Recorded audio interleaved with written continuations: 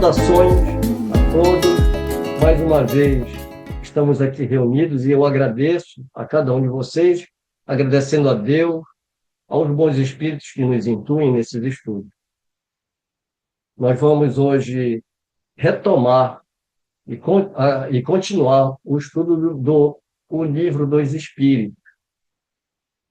Lembrando que hoje nós entraremos já no primeiro livro, né, o livro primeiro desse Livro dos Espíritos, porque o Kardec ele divide a obra, o Livro dos Espíritos, em 4 livros, né? Livro primeiro, livro segundo, livro terceiro e livro quarto.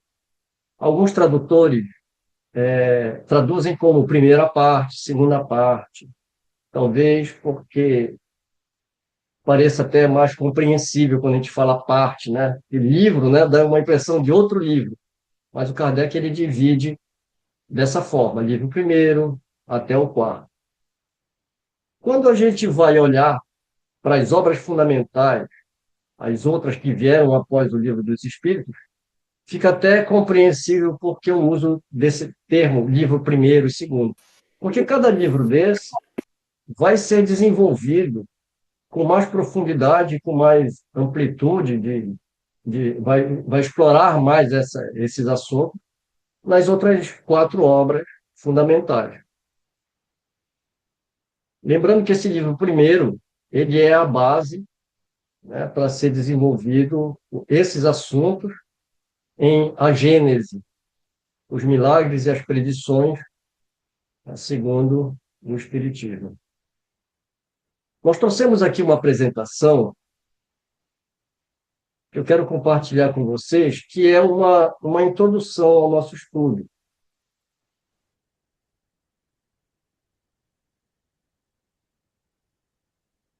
Então, vamos fazer uma pequena retrospectiva do que a gente já viu na apresentação do Livro dos Espíritos.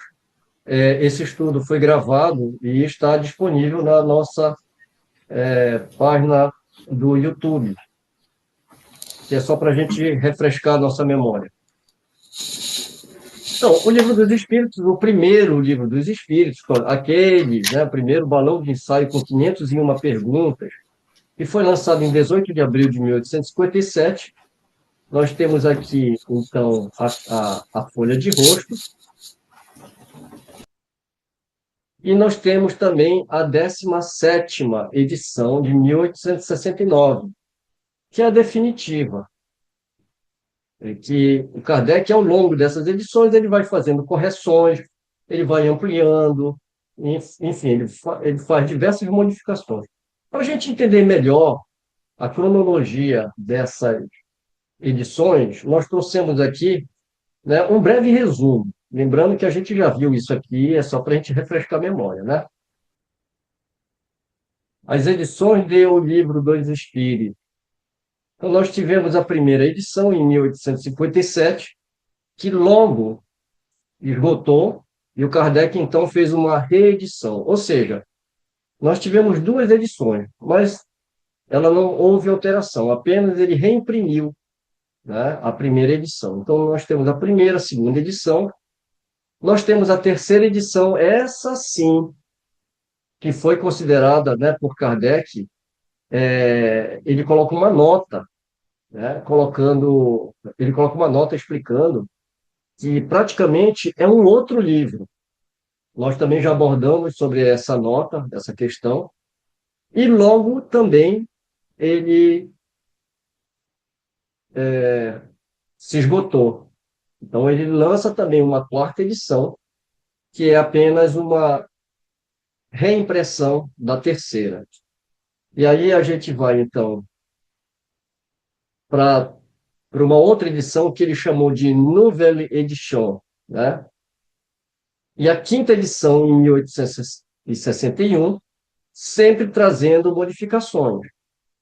Aí nós vamos ter a 6ª edição em 1862, e depois uma reimpressão dessa mesma 6ª edição, que é a 7ª e a 8ª edição. Em 1863, nós temos a 9ª edição e uma reimpressão, que é a 10ª. a 11ª em 1864 e uma reimpressão, que é a 12ª.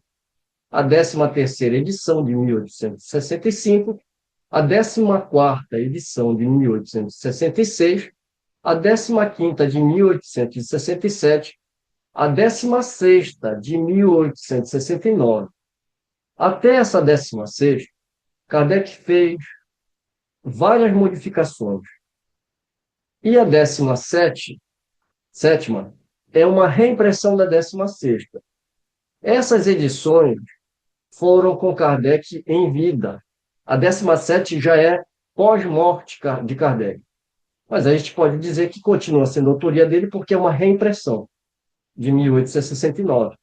Após aí, nós vamos ter todas as outras edições, mas já são sempre reimpressões. Então, a gente nota que o Kardec ele fez profundas modificações, né, e modificações muito interessantes até. No estudo passado, nós abordamos os prolegômenos e nós trouxemos aqui só um trecho dos prolegômenos para a gente também relembrar. Os espíritos falam para Kardec, e ele escreve isso nos prolegômenos. Porás no cabeçalho do livro a cepa que te desenhamos, porque é o emblema do trabalho do Criador. Aí se acham reunidos todos os princípios materiais que melhor podem representar o corpo e o espírito. O corpo é a cepa, o espírito é o licor. A alma ou espírito ligado à matéria é o bago. O homem quintessencia o espírito pelo trabalho, e tu sabes que só mediante o trabalho do corpo o espírito adquire conhecimento.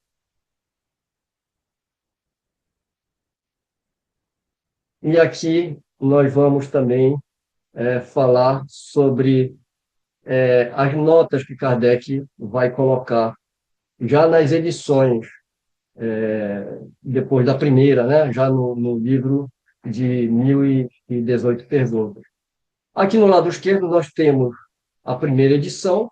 A gente pode ver que as perguntas são distribuídas em colunas e as respostas numa outra coluna. A gente vê que a disposição é bem diferente da que a gente tem já na terceira edição em diante, e as que chegaram em nossas mãos no dia de hoje, que é uma após a outra, né? Uma abaixo da outra. No livro dos Espíritos, nós vamos encontrar essas notas. Essa nota é uma nota de Kardec, e essa nota ela vai indicar o seguinte: o texto colocado entre aspas, após as perguntas, é a própria resposta dada pelos espíritos. As observações e os desenvolvimentos acrescentados pelo autor, pelo próprio Kardec, foram distinguidos por outro caractere, quando seria possível confundi-los com o texto da resposta. Quando formam capítulos inteiros, como a confusão não é possível, o caractere comum foi mantido. Então, do que a gente está falando aqui? Né? Eu acho importante a gente discutir isso, principalmente para quem está começando a estudar a doutrina espírita, e eu vou apresentar várias traduções, e a gente vê que cada tradutor também adota uma maneira de distinguir o que é pergunta, o que é resposta, o que é comentário. Então, o que ele está colocando aqui é exatamente, né, que o texto colocado entre aspas, que é esse aqui, né, a pergunta, o que é Deus? Aliás, que é Deus? Deus é a inteligência suprema, causa primária de todas as coisas. Aqui está entre aspas. Então, quando tem comentário, esses comentários, ele utiliza uma outra, um outro tipo de letra, né? Outro caractere. E esses capítulos inteiros, a gente vai ver depois também, esses capítulos inteiros, ele fala, como é um capítulo inteiro, não tem como confundir, então, né, ele vai usar o caractere comum.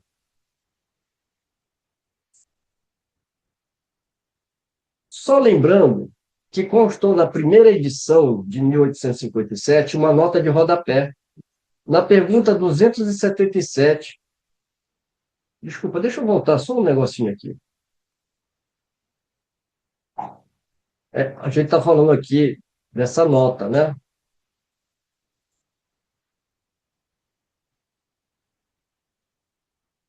Sim, desculpa. E aqui é que entra aquela questão que, inclusive, foi um momento de confusão também nos nossos estudos. Esses comentários, após a resposta dos espíritos, que ele diz usar outro tipo de caractere, afinal de contas, é comentário de Kardec, é comentário dos espíritos. Então, para a gente dirimir essas dúvidas, nós trouxemos aqui uma questão que é a questão número 277, uma nota de rodapé.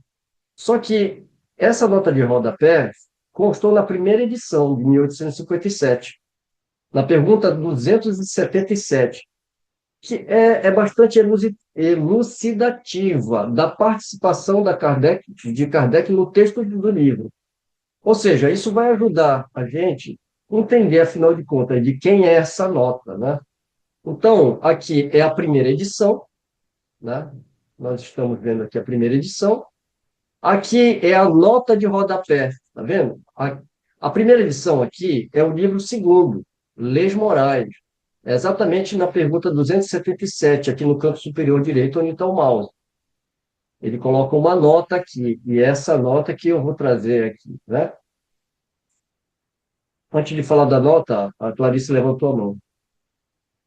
Não, Mário, é que é lá em Prolegômeros, no quinto, um, dois, três, quatro, cinco, no fim do sexto parágrafo, ele diz que as notas são a única obra do autor, de quem recebeu a missão de codificar a obra. Ó. A ordem e a distribuição metódica das matérias, assim como as notas e a forma de algumas partes da redação, constitui a única obra daquele que recebeu a missão de publicar. Então, a não ser quando é nota de tradutor, dá para entender que o resto tudo é de Kardec, é nota de Kardec sempre, você não acha? Acho, mas isso fica uma confusão ainda, porque não se sabe se é uma nota de Kardec, mas aí é só de Kardec, é uma opinião de Kardec. Como é que foi feita essa nota?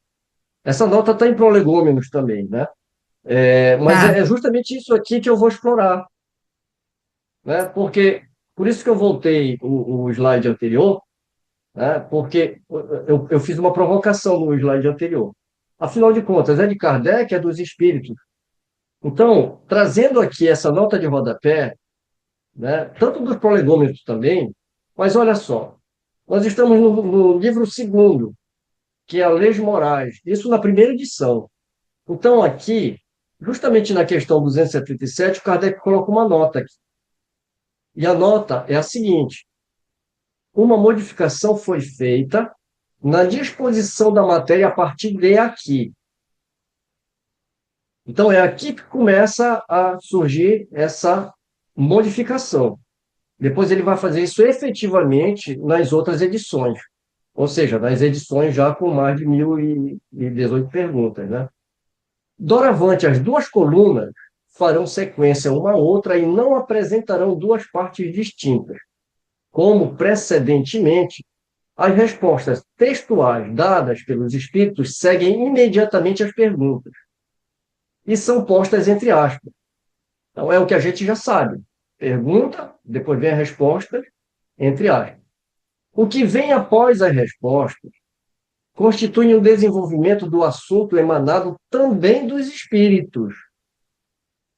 Quer dizer, também, quer dizer, além Também. dele, quanto ao fundo. Por isso que está em negrito aqui, né? Esses grifos são nossos, para chamar atenção. Então, também, né? Também dos espíritos, quanto ao fundo, não na forma. E afinal, sempre revisto, aprovado e não raro corrigido por eles. Então, aqui, a gente já começa a entender que o assunto é desenvolvido tanto por Kardec quanto pelos espíritos. Os espíritos quanto ao fundo, mas a forma textual é de Kardec, como ele apresenta a ideia e como ele vai organizando. Só que sempre ele vai fazer uma revisão junto aos espíritos sobre o que ele está escrevendo. São ideias que emitiram parceladamente em diversas épocas, resumidas em estilo mais fluente, delas excluindo-se o que formava dúplice lição com o texto da resposta precedente. Por isso que o Kardec ele fez muitas modificações, porque ele sempre ia ajustando esses textos de uma forma que ficasse muito mais didático, excluindo, né, como ele coloca aqui, o que formava dúplice lição. Então, tinham ideias que eram duplicadas. Outra coisa que é interessante, que não é o assunto aqui, mas outras modificações, ele tinha muitas vezes uma pergunta e uma resposta, e às vezes na outra edição, ele, ao invés de fazer daquela pergunta e uma resposta, ele fazia um desdobramento, né? Ele fazia duas perguntas daquela pergunta, para que as respostas ficassem mais didáticas e mais compreensíveis. Todos esses assuntos, eles são muito mais bem explorados, né, numa obra, e eu vou citar mais à frente. Vamos continuar um pouquinho aqui. Então, aqui, né, eu trouxe um original em francês, da primeira edição, e aqui também a nota de rodapé em francês. Então, é plausível considerar Kardec como coautor desses textos, apesar de os princípios não serem criação sua? Essa era a questão, né? A seguir, a opinião de alguns escritores. A concepção e condução de todo o programa de pesquisa espírita, em seus múltiplos desdobramentos, bem como a lucidez e precisão superiores de seus próprios textos, indicam, de forma inconteste, que Kardec não foi mero auxiliar dos espíritos, né? Esse daqui é uma consideração do Silvio Seno Chibem, que é um grande estudioso da doutrina espírita. E tem vários outros parceiros dele também, que a gente vai citar mais adiante. É, no entanto, a despeito de si mesmo, mais do que simples colaborador, falando de Kardec, né? Para alcançar o estágio de um coautor quanto ao plano expositivo e às obras subsequentes. É uma consideração de Hermínio Miranda. Por tudo isso, entende-se que a participação de Kardec na elaboração da codificação espírita foi abrangente, o que contradita a opinião de considerar somente as respostas como ensino dos espíritos superiores, reduzindo as perguntas e os comentários de Kardec, entre aspas, a complemento desses ensinamentos. Então, o propósito que a gente quer trazer aqui, né, com essa discussão, é justamente mostrar que o Kardec realmente ele não foi, que a gente fala, codificador. Ele não foi um mero secretário dos espíritos. Ele teve uma participação direta nessas obras também. Em A Gênese, ele vai falar sobre a revelação espírita. Quando ele vai falar sobre as revelações que os homens recebem, ele vai abordar de uma forma muito profunda. E quando ele vai falar sobre essas revelações, primeiro ponto, toda revelação ela tem que trazer a verdade. E toda revelação ela tem dois caracteres. A divina, que é trazida por Deus, através dos espíritos superiores, e a do homem, cuja missão é justamente fazer a organização dessas revelações. A grande maioria desses homens de gênio que receberam essas revelações, muitos misturaram as suas crenças e as suas verdades com a verdade que foi trazida. Isso já não aconteceu com a doutrina espírita, porque o Kardec ele se isenta completamente de suas crenças. E tudo ele analisa e ele passa pelo crivo da razão. Né? Então, o que a gente quer chamar a atenção aqui, e sempre, é que Kardec ele não é um simples secretário dos espíritos. Ele teve uma participação, né? E deixar bem claro que esses comentários são comentários de Kardec, mais escrita a duas mãos, né? Com os espíritos superiores, quanto à forma, quanto ao fundo, né, pelo Kardec quanto à forma, mas sempre revisado e através dos vários médios pelos espíritos superiores. Né? Tudo bem até aqui?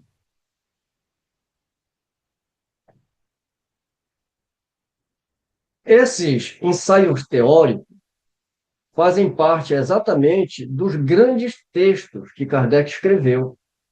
E aquilo ali não é comentário dos espíritos. Aquilo é uma dissertação em torno dessas grandes temáticas. Então, nós temos aqui, inclusive, isso foi até pergunta do Fernando, né, que enquanto a gente estava fazendo um estudo do Livro dos Espíritos, ele perguntou com relação a esses ensaios teóricos, né? De quem, afinal, é aquele texto? É texto de Kardec. Por isso que essa nossa breve apresentação, antes da gente entrar efetivamente no livro primeiro, eu acho importante, porque senão fica uma grande confusão, exatamente, de quem é o texto, de quem é o texto, aliás, de quem é, de quem não é, né? Então, nós temos aqui considerações e concordâncias bíblicas referente à criação, antecipação de assuntos do livro de A Gênese, né? Isso é no capítulo terceiro, número 59, e assim por diante, né? Considerações sobre a pluralidade das existências, ensaio teórico sobre a sensação dos espíritos, muito elucidativo, né? Com relação a essa temática, Kardec faz um profundo ensaio teórico, e assim por diante, né? Então, nós temos os grandes resumos teóricos aqui, número 59, 222, a, a, a, a questão 257, 455, 872, e assim por diante, né? Então, só para a gente relembrar os itens, índice dos capítulos, é aquilo que a gente fala, né? Livro primeiro, livro segundo, livro terceiro, né? E cada livro trazendo uma temática. Aqui o livro primeiro que a gente vai iniciar hoje, as causas primárias. O livro segundo, o Mundo Espírita ou dos Espíritos, que vai ser também o balão a base, né? A base doutrinária, né? Para o livro dos médiuns. O livro terceiro, As Leis Morais, que é a base também para o Evangelho segundo o Espiritismo. O livro quarto, Esperanças e Consolações, a base para o céu e o inferno. Para a gente fechar essa primeira parte, né, eu trouxe mais uma vez aqui essa mensagem de um espírito que foi recebida em 15 de abril de 1860 pelo médium, o senhor Giorgio Chenuillat. Não sei se é assim que pronuncia, né? O Espiritismo é chamado a desempenhar um papel imenso na Terra. É ele quem reformará a legislação tão frequentemente contrária às leis divinas. É ele quem retificará os erros da história. É ele quem reconduzirá a religião do Cristo, que se tornou nas mãos dos padres um comércio e um tráfico vil. Ele instituirá a verdadeira religião, a religião natural, a que parte do coração e vai direto a Deus, sem se deter nas franjas de uma batina ou no degrau de um altar. Ele extinguirá para sempre o ateísmo e o materialismo, aos quais alguns homens foram levados pelos abusos incessantes daqueles que se dizem ministros de Deus, pregam a caridade com uma espada em cada mão, sacrificam as suas ambições e ao espírito de dominação os mais sagrados direitos da humanidade. Bem, encerrando essa primeira parte, nós vamos então iniciar o nosso estudo, que é o livro primeiro, que trata das causas primárias, base doutrinária para o livro A Gênese. No primeiro capítulo, Deus. Deus e o infinito, provas da existência de Deus, atributos da divindade e panteísmo. Eu acredito que hoje a gente se ocupe dessa temática. E os outros três capítulos desse livro primeiro, capítulo segundo, elementos gerais do universo, criação e princípio vital. Bem, por que que nós fizemos essa primeira breve apresentação? Pelos motivos já expostos, para a gente fazer, né, uma retrospectiva, para a gente fazer umas pequenas, relembrando, né, pequenos assuntos que nós já abordamos, que eu acredito que é de extrema utilidade. Ó, nós estamos aqui com a tradução, essa edição é uma edição da SEI, do Noleto, Evandro Noleto, que é o tradutor da FEB. Nós temos aqui, então, como vocês podem perceber, ele obedece à tradução de Kardec, né? E é Deus, aqui entre aspas, a resposta, né? E aqui a gente vê o comentário, exatamente como Kardec descreve. A pergunta, a resposta, entre aspas, e o comentário logo abaixo com outro tipo de letra, até uma letra com uma fonte menor. Mas se você for em Herculano Pires, ele já não faz, ele já não obedece, né? Embora ele coloque aqui aquela nota, né? As frases que seguem as perguntas são respostas dadas pelos espíritos. Só que o que o Herculano vai falar aqui? Suprimimos as aspas, por considerá-las desnecessárias. Por isso que eu fiz questão de apresentar agora a primeira, né, como Kardec redigiu a obra e como cada tradutor vai tratar, porque a gente que começa a fazer um estudo, a gente pega uma edição e pega outra, e a gente fica, nossa, mas por que tem aspa? Por que não tem aspa? Porque cada tradutor adotou também uma metodologia, uma forma de apresentação. Então, aqui, ó, aqui o Herculano já não usa aspas, ele coloca um travessão. O Salvador Gentili, né, ele vai fazer a mesma coisa. Aqui da ID, né, ele faz a pergunta, coloca, tira as aspas também. Né? Aqui, ó, nota de rodapé. As perguntas feitas pelo espírito estão em letras normais e as respostas deste em grifo logo em seguida. As notas de Allan Kardec constam em caracteres menores para melhor distinção do seu texto. Então, essa nota aqui é a nota de Salvador Gentili falando, olha, eu preferi usar esse tipo, né, de marcação. E aqui ele já se refere às notas de Allan Kardec, que é o correto, né? Vamos ver como foi que Guilhom Ribeiro fez.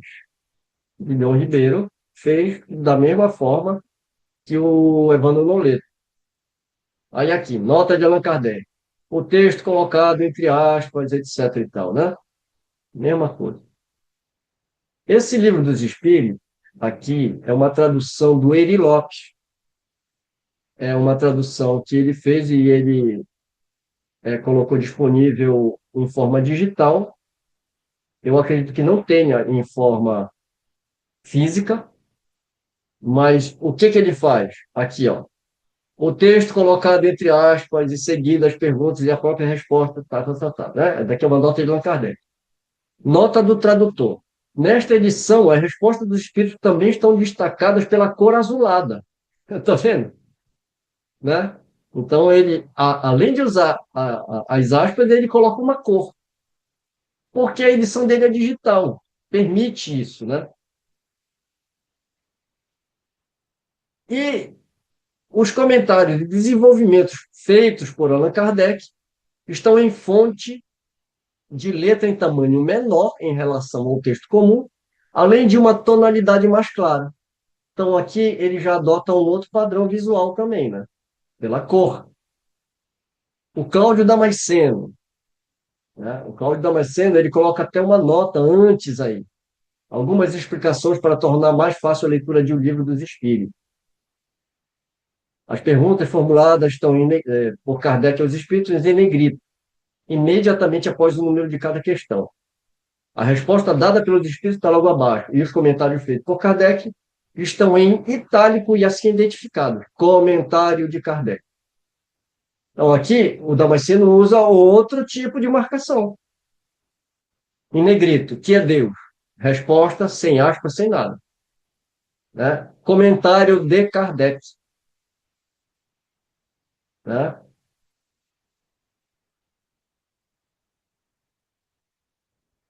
E esse aqui é uma tradução da FEAL, né? Entenderam por que eu tive a preocupação de fazer essa primeira apresentação? Para quando nós formos pegar qualquer livro dos Espíritos, a gente entender o porquê que está assim e se está certo ou se está errado. Não está nada errado, né? Apenas cada tradutor adotou uma forma de fazer a tradução para se tornar mais didático, né? De acordo com o ponto de vista de cada tradutor. Aí é cada um adotando o seu estilo, né? Bem, feito essas considerações, eu tenho mais uma apenas, né, para a gente realmente agora entrar no capítulo primeiro. A consideração que eu quero fazer, na verdade, é um aviso e é uma observação para que a gente fique muito atento para essas traduções. As traduções, no nosso estudo, nós não lemos nota de rodapé que não seja de Kardec. Por quê? Porque, geralmente, se a nota de rodapé, que não é de Kardec, for para fazer considerações idiomáticas, a gente lê, se for pertinente. Porque a dificuldade de fazer uma tradução é muito grande, considerando que nós estamos falando de um francês do século XIX, e para complicar um pouquinho mais a coisa, Kardec, segundo um especialista em tradução, ele diz que o Kardec ele era um homem do século XIX, mas ele era muito erudito. E ele utilizava, então, o francês rebuscado, mais erudito. Era como se você tivesse Kardec escrevendo ainda lá pelos meados do século XVIII, a forma de escrever, né? Então, isso dificulta ainda mais a tradução. Então, as notas de rodapé que vem do tradutor, quando vão explicar esses pequenos percalços que eles passam, a gente acha muito adequado. Agora, quando o tradutor começa a dar nota de rodapé fazendo explicação do ensinamento, nós entendemos, nós aqui da Sociedade de Estudo do Espírito e Fraternidade, nós entendemos que isso é uma interpretação do autor. Eu acredito que essa interpretação ela é válida, mas eu acho que essa interpretação ela deve ficar por conta do estudante, porque senão a gente acaba sendo influenciado pelo pensamento do tradutor, do editor, que às vezes não é nem o tradutor, às vezes tem um editor que vai fazer um contexto. Então, eu não estou falando que está certo, que está errado, né? Nós aqui, né? Eu tenho esse péssimo hábito de falar eu, mas quando eu falo eu, vocês entendam que nós aqui, o nosso grupo de estudo, que antes da gente produzir esse material, a gente se reúne, a gente conversa, a gente analisa. E a gente também não é o detentor da verdade, a gente pode também estar equivocado. Caso isso aconteça, a gente vai procurar fazer a correção imediatamente, porque, né, estamos estudando aqui a doutrina espírita. Mas, agora eu vou chegar no ponto crucial da nota de rodapé. Por que a gente só lê a nota de rodapé de Kardec? Porque eu acredito que não é função do tradutor ou do editor fazer a interpretação dos ensinamentos trazidos por Allan Kardec. Isso é função nossa. Agora, o ponto crucial e que me deixa realmente preocupado é notas de rodapé de obras consideradas como obras complementares. Aí eu acho muito complicado. Quando você começa a interpretar o Livro dos Espíritos baseados nas obras trazidas por espíritos como André Luiz, Emmanuel, aí eu fico muito preocupado. Então, fiquem atentos, por quê? Porque essas notas podem começar a causar mais confusão ainda. Não é? Então, quer dizer, e a gente já percebeu que essas obras elas trazem uma contradição enorme dentro da doutrina espírita. E agora eu vou fechar minha fala relembrando mais uma vez. A revelação, ela é divina e ela é humana. A revelação divina tem que conter a verdade. Se nós consideramos a revelação espírita como a terceira revelação, o que está em Kardec tem que ser verdadeiro. Quando você pega essas obras ditadas por esses espíritos, né? E aí, para não ficar só no médium, você vai para a Joana de Ângeles, você vai para outros, e outros, e outros, Ramatiz e assim por diante. Então, se eles estão contradizendo em algum ponto ali, um grande conselho que foi dado pelos mesmos espíritos que ditaram essas obras fala: fique com Kardec. Então, eu acho que a gente tem que ficar o tempo todo com Kardec e estudar as obras fundamentais. A função do tradutor é traduzir a obra do autor e não interpretá-las através de notas de rodapé. Então, aqui eu encerro a minha fala com relação a essa primeira parte aqui, agora para a gente entrar mais tranquilo no nosso livro dos Espíritos. Tudo bem? Isso daqui foi uma descoberta aqui por uma pessoa do nosso grupo, né, quando ela percebeu que tinha comentários, né, querendo fazer uma interpretação da resposta do Livro dos Espíritos. A pessoa me falou: olha, eu achei aqui um negócio aqui que está falando, né? Interpretando aqui, ó, obra do Chico, obra do não sei quem, que está escrito não sei o quê, e eu fui lá olhar a nota do editor. Então, eu acho que acendeu uma luz amarela aí, né? Para a gente ficar muito atento. Outro dia eu caí nessa pegadinha aí, né? Mandei trazer uma edição, nova edição, original. Aí eu comprei pela Amazon, chegou aqui, era um estampado, né, a edição original da Gênesis, pelo Cláudio Damasceno, da editora Besouro Lux, né? Até fiz um comentário lá na Amazon, até deixei registrado lá. Eles estão vendendo gato por lebre. Então, o que eles fizeram? Eles tiraram aqueles. Sabe aquele ponto? Você quer saber onde está adulterado? Vai na página tal e tal e tal. Esses principais, eles mudaram. Mas as 200 e poucas adulterações estão lá. Então, é brincadeira, né? Então, quer dizer, hoje, até para a gente estudar a doutrina espírita, está cada vez mais difícil, se a gente não ficar atento, né? Aqui eu vou participar da Feira do Livro aqui em São José e ontem foi o negócio a organização dos livros, né? E eu perguntei assim: vocês vão pedir a Gênese e o Céu e o Inferno da FEAL? Primeiro que a moça que compra os livros assim: a gente não conhece como FEAL, mas Mundo Maior. Mas a questão é que sabe o que foi me falado aí nessas pessoas que organizam há 40 anos a Feira do Livro, assim, ó. Ah, a gente vai continuar vendendo as edições adulteradas porque é só para uma leitura, falou para mim. Porque eles sabem que eu estudo, é a terceira vez que eu estou lendo o livro, estou naquele grupo de estudo, blá, blá, blá. A gente vai continuar comprando essas daí que dizem adulterada só para dar uma leitura. Se a pessoa quiser mesmo estudar a fundo, aí ela vai nessa autêntica. Olha, e o que eu escutei.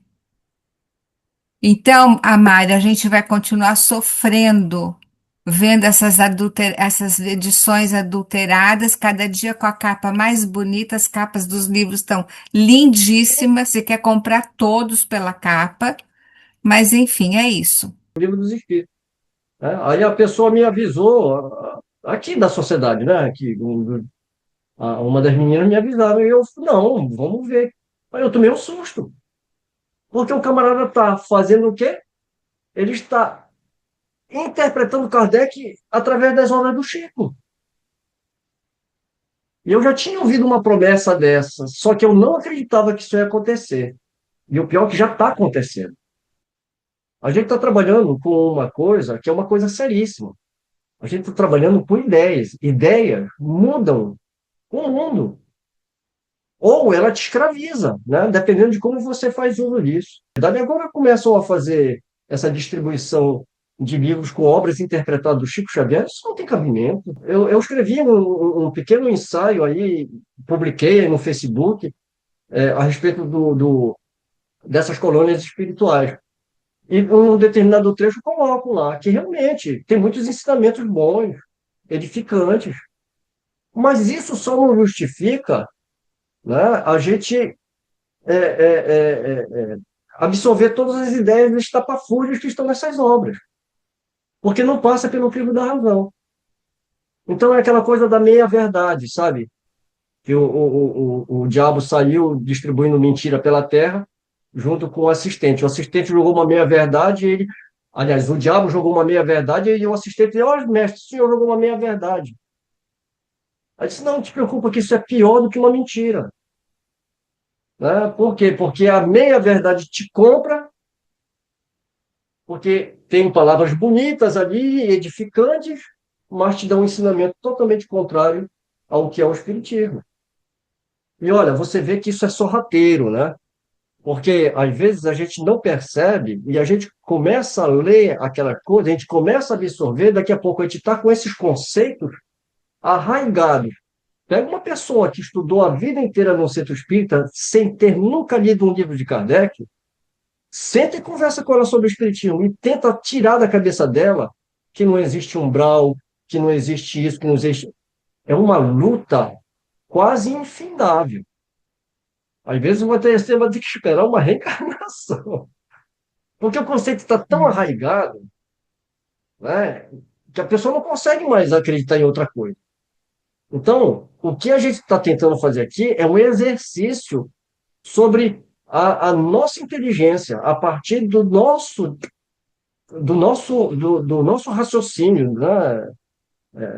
A gente pensar pela gente mesmo. Chega, a gente teve séculos com a igreja, né, colocando conceitos nas nossas consciências, né, de uma forma muito ostensiva, né, através do medo, né, pessoas sendo queimadas, pessoas sendo ameaçadas com o fogo do inferno, né? E agora a tecnologia é outra, né? A tecnologia é através das meias-verdades que contêm essas obras. Então você não percebe, mas quando você abre o olho, você já está com todos esses conceitos dessas obras ditas complementares, e você fica sem saber a verdade realmente qual que é, né? Agora, se a gente não tem uma coisa para contrapor, por isso que o nosso esforço aqui é pelo menos dar para a pessoa uma chance de ela ter um outro ponto de vista. Aí ela sim, aí ela pode usar a razão dela, olhar o que a gente está estudando, a forma como a gente está estudando, ler uma obra dessa, e aí sim. E mesmo assim, ela pode optar por uma ou por outra, tranquilo, mas pelo menos ela teve a chance. Agora, quando você empurra essas obras adulteradas, ou essas obras vistas com esse ponto de vista desses espíritos, você não está dando chance nenhuma para a pessoa, você está colocando ela na escuridão, na ignorância, você está aprisionando essa pessoa. Né? Isso não é nada libertador, isso não é nada consolador. Mas tá bom, foi um desabafo e às vezes eu falo demais. Vamos embora. Trabalhar aqui o livro dos Espíritos.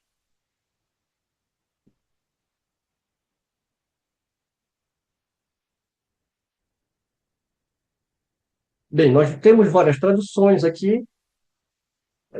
Vamos pegar essa tradução aqui da SEI, do Evandro Noleto, e vamos então iniciar o capítulo primeiro, Deus. A temática desse capítulo é Deus e o infinito, provas da existência de Deus, atributos da divindade e panteísmo. Vamos iniciar então com a primeira pergunta, Deus e o infinito. Primeira pergunta, o que é Deus?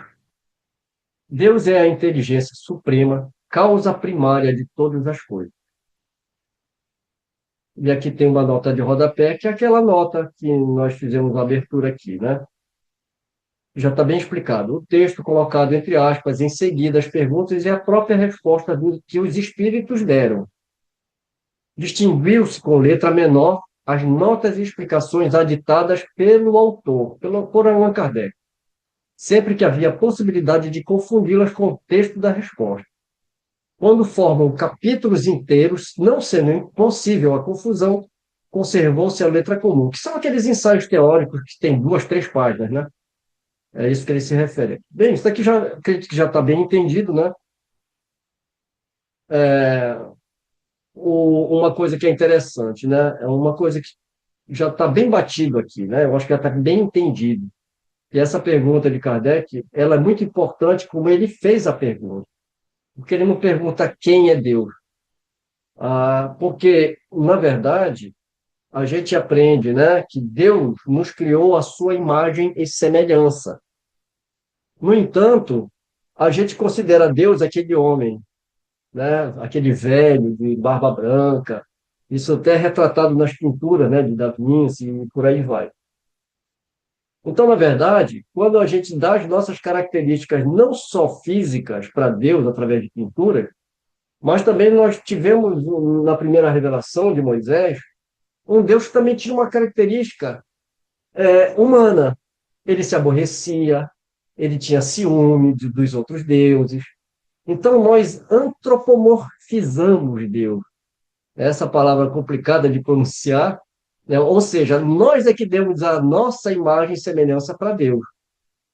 O Espiritismo, o Kardec, ele já inicia tirando essa característica, né? Dessa antropomorfização. Ele pergunta que é Deus. Porque se ele tivesse perguntado quem, né, é Deus, ele teria caído no mesmo pensamento da forma como as outras religiões e outras correntes espiritualistas viam Deus. Então, Deus, resposta pelos espíritos superiores, é a inteligência suprema e ele é a causa primária de todas as coisas. Muito interessante, porque a própria ciência ela trabalha exatamente que para todo efeito existe uma causa. Aristóteles vai abrir, digamos assim, um pensamento científico que é utilizado até hoje, uma metodologia científica, exatamente fazendo esse raciocínio. Então, quando ele queria descobrir a causa de um fenômeno, ele, ele ia até essa causa. Mas essa causa, ela, na verdade, também é um efeito. E ele ia procurar até achar sua origem. Então, é o que a gente vai explorar aqui. Deus é justamente essa causa primária. É a inteligência suprema, que se deve entender por infinito, o que não tem começo nem fim, o desconhecido. Tudo que é desconhecido é infinito. Vocês já perceberam que essa palavra é bem adequada para a gente falar sobre a nossa ignorância? Quando a gente não sabe uma coisa, a gente fala que é o infinito, é o desconhecido. Nós não temos cognição para entender o que é uma coisa que não tem começo nem fim. Quando a gente vai falar dos espíritos que são criação de Deus, a gente também sabe que o espírito ele é imortal. É diferente de Deus, né? Deus ele é eterno. O eterno é o que não tem começo nem fim. O imortal é o que não tem fim, mas teve um começo. Porque nós somos relativos e Deus é absoluto. Mas nem isso a gente consegue entender, né? Se a gente parar para pensar como espírito e saber que a gente é imortal, a gente não consegue nem conceber isso, a gente não tem cognição ainda para isso. A gente tem uma vaga ideia, né? E é interessante Kardec colocar essa pergunta, né? O que se deve entender por infinito? Por quê? Porque a gente vai entender essa pergunta com essa terceira aqui. Poder-se-ia dizer que Deus é infinito, porque ele está tentando entender isso aí, né? Então, ele traz esse conceito de infinito, aliás, ele pergunta esse conceito de infinito, e os espíritos falam que o infinito não tem começo nem fim, o desconhecido. Tudo que é desconhecido é infinito. Ele, opa! Então, a gente pode dizer que Deus é infinito? Resposta: definição incompleta. Pobreza da linguagem dos homens, insuficiente para definir o que está acima da sua inteligência. Exatamente o que a gente colocou aqui, né? Muito difícil para a nossa inteligência ainda absorver esses conceitos tão abstratos. E aqui o comentário de Kardec: Deus é infinito em suas perfeições, mas é infinito, mas o infinito é uma abstração. Dizer que Deus é o infinito é tomar o atributo de uma coisa pela própria coisa. É definir uma coisa que não é conhecida por outra que também não o é. Então, aqui as três perguntas com relação a Deus e o infinito.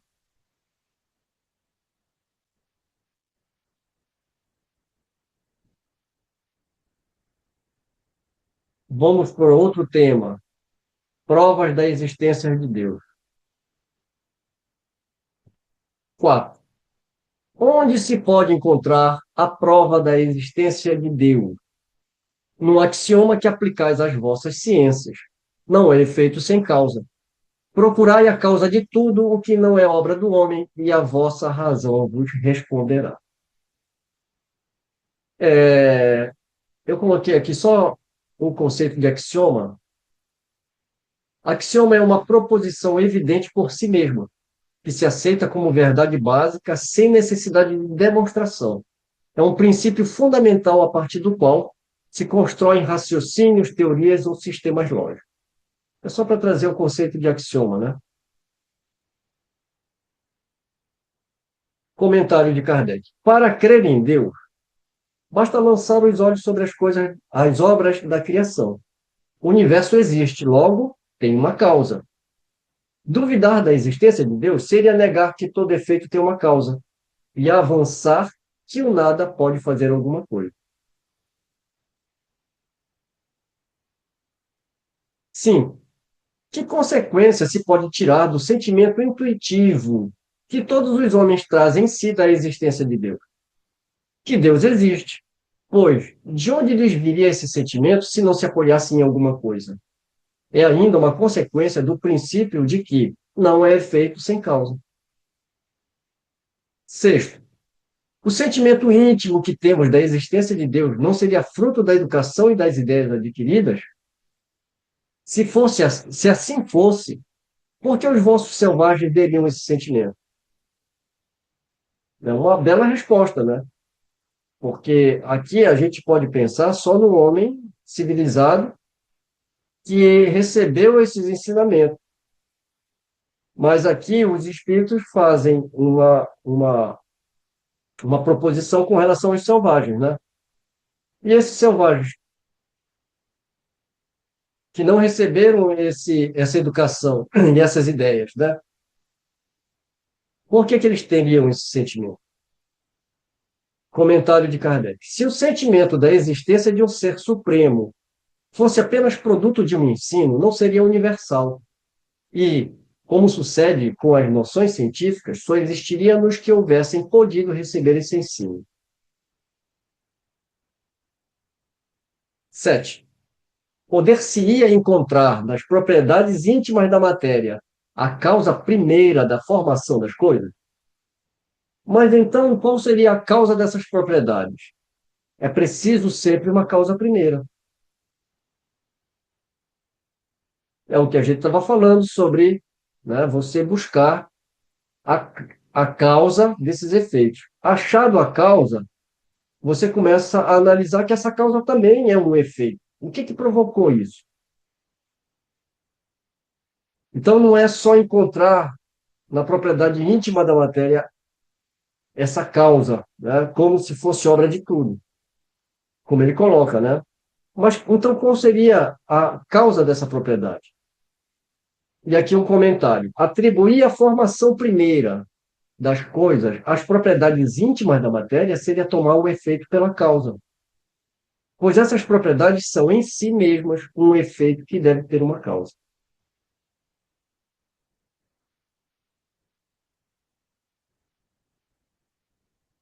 8.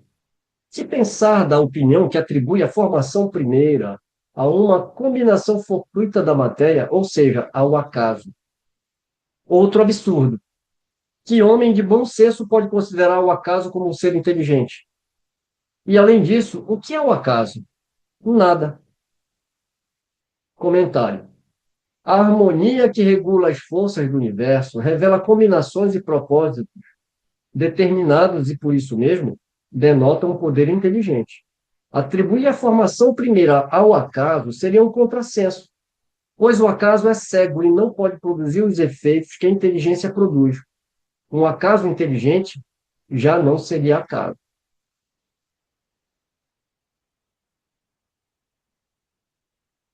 Desculpa estar interrompendo, mas desde a sétima eu estou aqui, ó. Quando ele fala de causa primária, essa causa primária não poderia ser Deus, já que Deus é causa primária também? No sétimo, poderíamos encontrar a causa primária, quer dizer, Deus, na propriedade íntima das coisas? Estou Sim, mas aqui a questão fazendo de. uma elucubração, tá? Não, ótimo, ótimo, ótimo, perfeito. Bem, eu vou tentar te explicar a partir do meu ponto de vista, né? Se todos concordarem, mas enfim. Mas foi bom você ter trazido isso aqui, porque o Kardec, na verdade, o que que ele está procurando aqui? Ele está procurando essa causa, né? Então, ele está falando aqui, poder-se-ia encontrar na propriedade íntima da matéria a causa primeira da formação das coisas, só que aqui ele não está colocando Deus como causa, ele está procurando qual é a causa, a origem das coisas. Então, ele está falando assim, a propriedade íntima da matéria não pode ser a causa primária e não Deus? Mas se Deus é a causa primária, ele está buscando a origem lá em Deus. Ele fala na primeira questão: Deus é a causa primária das coisas. Então, todas as coisas criadas está Deus. Sim, mas é o Porque é seguinte, ele quem cria. O que ele não, tá, o que o tá, homem não não, cria, quem cria é Deus. O que o não, mas homem tudo não bem, cria. mas olha só, o que Kardec está fazendo aqui é tentar consolidar exatamente essa resposta. Essa Hum. questão aqui, o Kardec, ele está. É tipo assim, eu já sei qual é a resposta, mas não pode ser isso, é outra coisa? Ah, Aí ele pergunta, entendi, entendeu? Então, de vez de ser entendi, Deus a causa primária, não podia ser essa propriedade íntima? Aí ele fala, não, mas então entendi. qual seria a causa dessa propriedade? Porque essa propriedade também tem uma causa. Ou seja, continua procurando que você vai chegar na causa primária, que é Deus. Entendi. É o jogo, Ó, né? Tipo um pois jogo assim, é, né? então, não, muito legal a tua pergunta, porque aqui a gente começa a observar o trabalho de Kardec. Por quê? Ele já tem a resposta, mas mesmo assim ele não para de perguntar. Por quê? Porque alguém pode falar, não, a causa primária é a propriedade íntima da matéria. Ele fez a pergunta. E os espíritos falam, não, não é. Porque sempre precisa, essa propriedade íntima, ela precisou de uma causa primária. E qual é a causa primária? Aí está lá onde você falou. Causa primária de todas as coisas é Deus. É a primeira pergunta. Que é Deus? É a causa primária. Primeiro, ele, aqui nesse Deus infinito, são três perguntas, mas ele quer entender, ó, aqui ele quer entender Deus. Aí ele fala, o infinito então pode ser Deus, né? Porque não teve começo nem fim. Aqui é outra provocação que Kardec está fazendo. E ele obtém de novo uma resposta, né? Então pode dizer que infinito é Deus? Definição incompleta. Aí agora, quando ele entra na prova de existência de Deus, né? Aí ele começa de novo a fazer todas essas questões. E aqui, voltando para o nosso assunto, então, a causa primária não podia ser a propriedade íntima da matéria? Aí ele responde, mas então qual seria a causa dessas propriedades? É preciso sempre uma causa primeira. Aí vem um complemento, atribuir a formação primeira das coisas às propriedades íntimas da matéria seria tomar um efeito pela causa. Ou seja, essas propriedades elas são um efeito e não uma causa. A causa primária não são elas. A causa primária é Deus. Muito embora a própria propriedade íntima da matéria, ela tem uma causa ainda antes de chegar na causa primária que é Deus. Quando a gente vai olhar o desenvolvimento da ciência, você vai ver que o comportamento dos átomos né? Vai sendo estudado até que chega num ponto em que eles percebem o efeito, um fenômeno acontecendo, mas eles não conseguem detectar o que provoca. Aí entra as hipóteses e teorias sobre aquele campo que está sendo formado. O bóson de Higgs é uma dessas teorias. Eles passaram 50 anos achando que tinha uma causa ali, até que eles conseguem detectar e a teoria, a causa hipotética, ela se torna finalmente, então, deixa de ser uma teoria e um fato comprovado. Mas se você pegar agora esse bóson, esse campo, você descobre que ele também é um efeito, entendeu? Vai ter outra causa. E assim a gente chega à causa primária, que é Deus. Ó, vamos analisar aqui as outras questões. Aqui na oitava, ele começa a. Ele ainda está insistindo no assunto, olha aqui. Que pensar da opinião que atribui a formação primeira, ou primária, né? Porque aqui tem uma outra coisa que eu estou para falar também. A tradução do Noleto, ele usa primeira, né?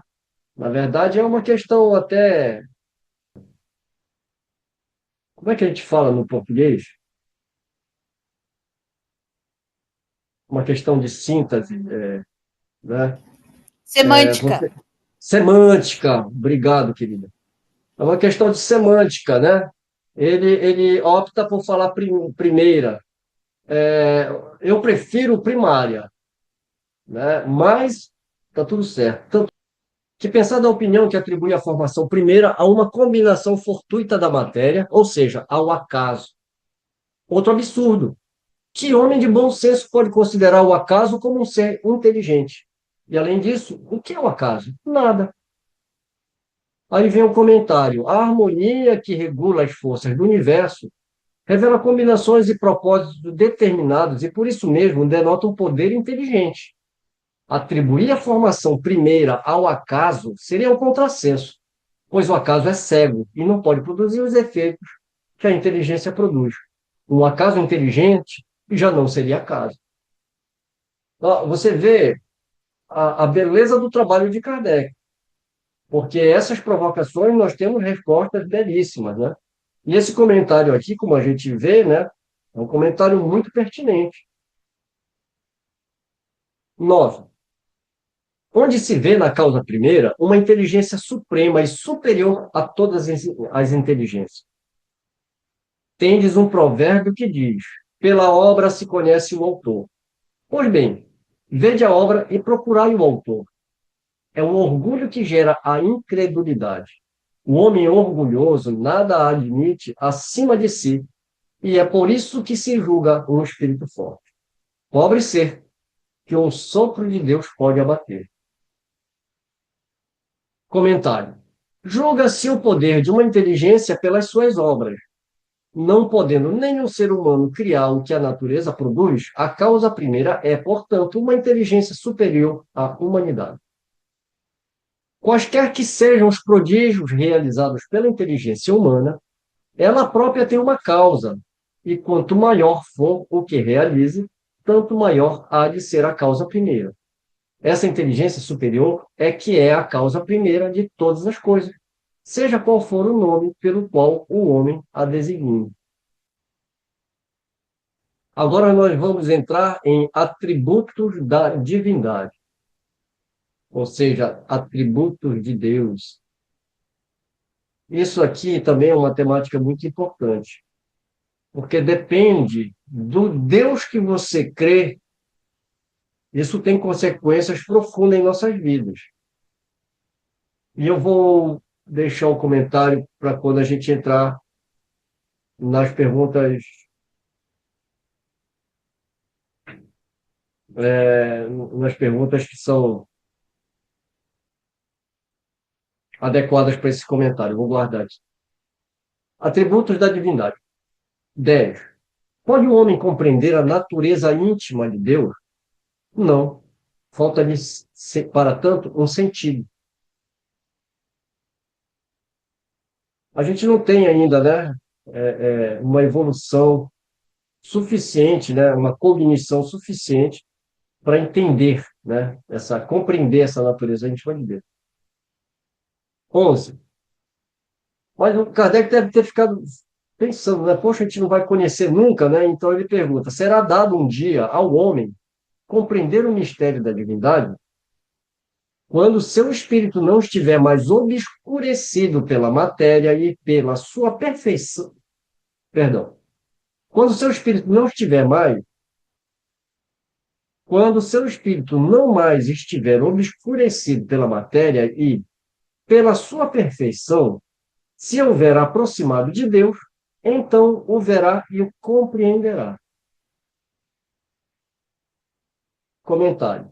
A inferioridade das faculdades do homem não lhe permite compreender a natureza íntima de Deus. Na infância da humanidade, o homem o confunde muitas vezes com a criatura, cujas imperfeições lhe atribui. Mas, à medida que nele se desenvolve o senso moral, seu pensamento penetra melhor no âmago das coisas. Então, ele faz da divindade uma ideia mais justa e mais conforme a sã razão, embora sempre incompleta. É o que a gente estava falando, né? Você vai pegar em em alguns pensamentos um Deus irado, um Deus ciumento, a gente antropomorfiza a imagem de Deus, ainda por causa da nossa imperfeição. Não consegue compreender Deus, ainda. 12. Se não podemos compreender a natureza íntima de Deus, podemos ter ideia de algumas de suas perfeições? Sim, de algumas. O homem as compreende melhor à medida que se eleva acima da matéria. Ele as entrevê pelo pensamento. 13. Quando dizemos que Deus é eterno, infinito, imutável, imaterial, único, onipotente, soberanamente justo e bom, não temos uma ideia completa de seus atributos? Do vosso ponto de vista, sim, porque acreditais abranger tudo, mas ficais sabendo que há coisas acima da inteligência do homem, mais inteligente, e para as quais vossa linguagem limitada às vossas ideias e sensações não tem como se expressar. A razão, com efeito, vos diz que Deus deve possuir essas perfeições em grau supremo, porque, se tivesse uma só de menos, ou não a tivesse em grau infinito, não seria superior a tudo, e por conseguinte não seria Deus. Para estar acima de todas as coisas, Deus não pode achar-se sujeito a nenhuma vicissitude, nem sofrer nenhuma das imperfeições que a imaginação possa conceber. Deus é eterno. Se tivesse tido um começo, teria saído do nada, ou então teria sido criado por um ser anterior. É assim que, pouco a pouco, remontamos ao infinito e à eternidade. É imutável. Se estivesse sujeito a mudanças, as leis que regem o universo não teriam nenhuma estabilidade. E é por isso que a gente também trabalha com a ideia que não existe milagre, porque o próprio Deus não derroga as suas leis. Então, assim como Deus é imutável, as leis que regem o universo também têm que ser imutáveis, porque senão não teria nenhuma estabilidade.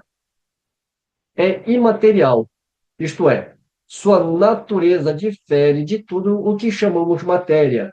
De outro modo, ele não seria imutável, porque estaria sujeito às transformações da matéria. Então, a pessoa que acha muito bonito dizer que Deus é energia, tem que rever seus conceitos, né? Porque energia também é matéria. É único.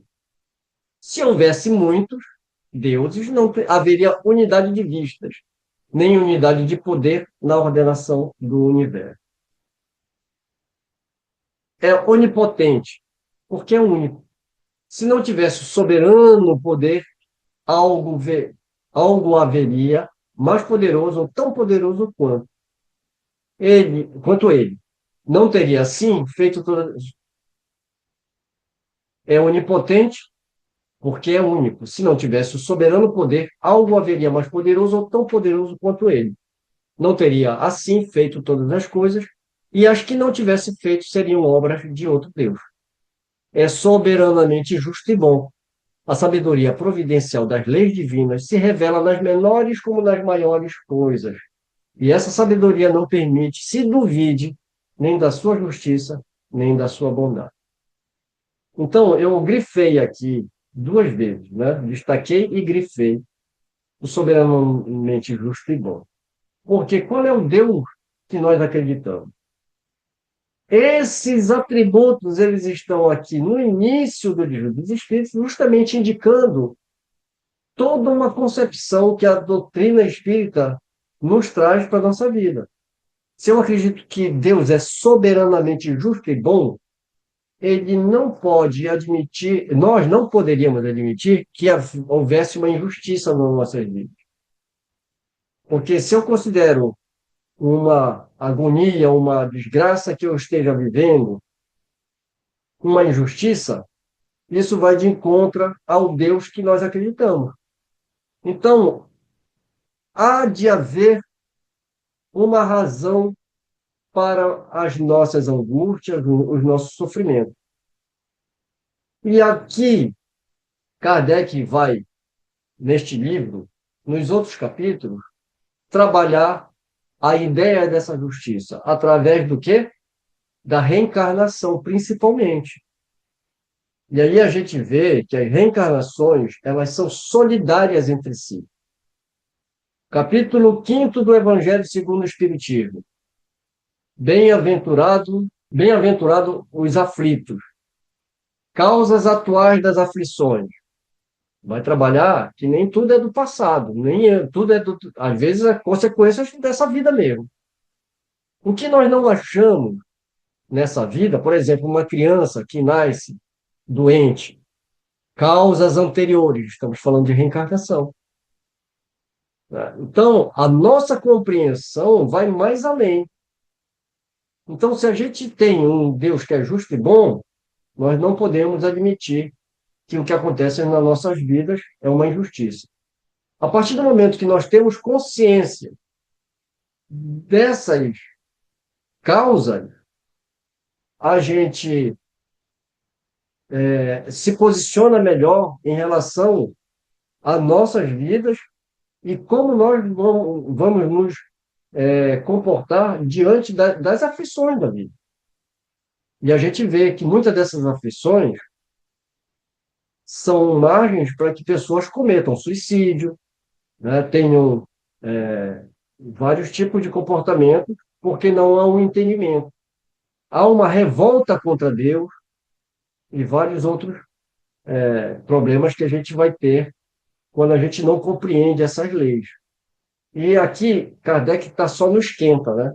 Está trazendo os atributos, para depois a gente desenvolver essas ideias nos outros capítulos.